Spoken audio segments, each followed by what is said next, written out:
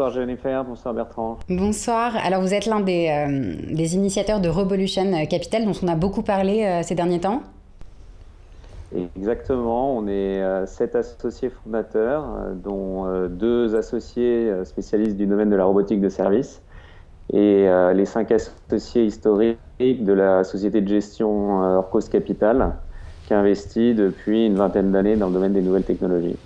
Orcos, c'est un fonds d'investissement. Est-ce que vous pouvez préciser ce que vous avez en portefeuille, en tout cas les grandes réussites que vous avez en portefeuille? Alors, notre histoire est longue, mais on a eu des investissements tels que Bouygues Télécom, SES Astra, quand on était spécialisé avec un fonds sectoriel dans le domaine des télécommunications. Et puis après, vous avez connu des sociétés comme MusiWave, Halluciné.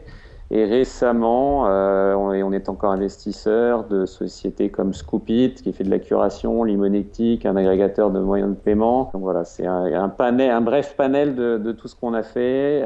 Pendant ces 20 dernières années, en investissant près de 400 millions d'euros, et ça fera 500 millions avec le nouveau fonds.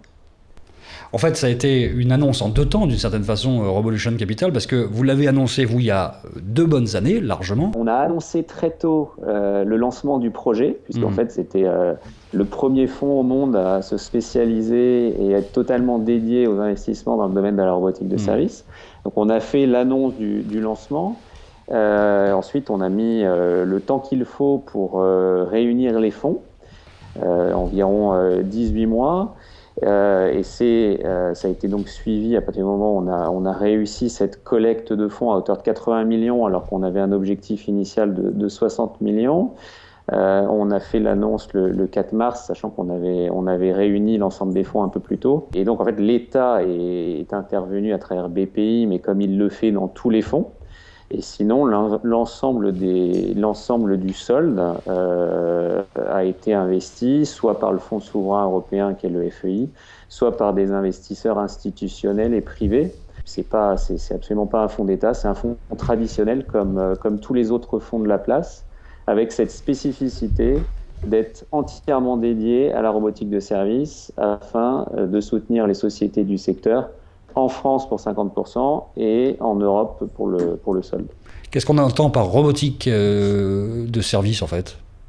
Alors, un robot de service, c'est un objet qui se compose de capteurs, de processeurs, puisque qui vont analyser l'ensemble des données recueillies par ces capteurs, et d'actionneurs afin de se mouvoir dans un environnement qui va pouvoir évoluer.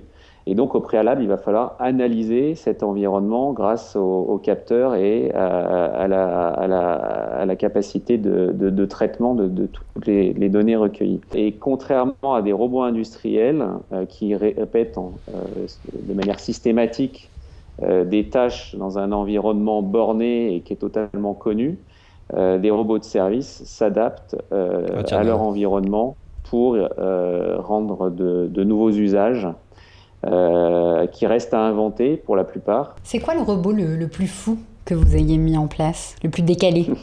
Dans le domaine professionnel, il y a des robots poissons qui vont permettre d'analyser des bacs de rétention, là où aujourd'hui il est très difficile d'analyser des bassins de rétention.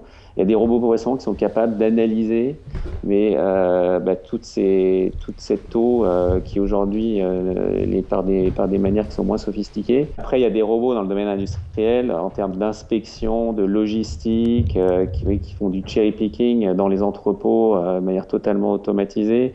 D'inspection dans les canalisations, des drones, des robots dans le secteur agricole, un robot qui fait de la microtonte, qui mesure la maturité des raisins pour savoir à quel moment il faut les cueillir, qui identifie les maladies éventuelles dans les vignes. Voilà, c'est des choses auxquelles on n'aurait pas obligatoirement pensé naturellement, qui vont rendre des services à forte valeur ajoutée et qui, outre le fait de créer des nouveaux usages et de rendre des nouveaux services, prennent en considération un certain nombre de problématiques, et notamment environnementales, puisque tous ces types de robots fonctionnent avec des panneaux solaires en totale autonomie.